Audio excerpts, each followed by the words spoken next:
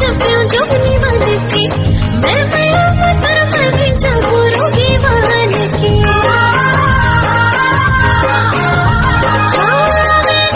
चप्यू जोगनी बनके मैं तर मरी जागरूगी बनके अरे कैसे सह मोरे मन की राजा होगी जी अरे ऐसे कैसे मोरे मन की राजा होगी जी आजा तुला काजल बना होगी कहीं नजर ना लग जाए आँखी के काजल बना हो तुला जी कहीं नजर ना लग जाए आँखी के काजल बना ले गोरी वो कहीं नजर ना लग जाए आजा तुला काजल बना होगी कहीं नजर ना लग जाए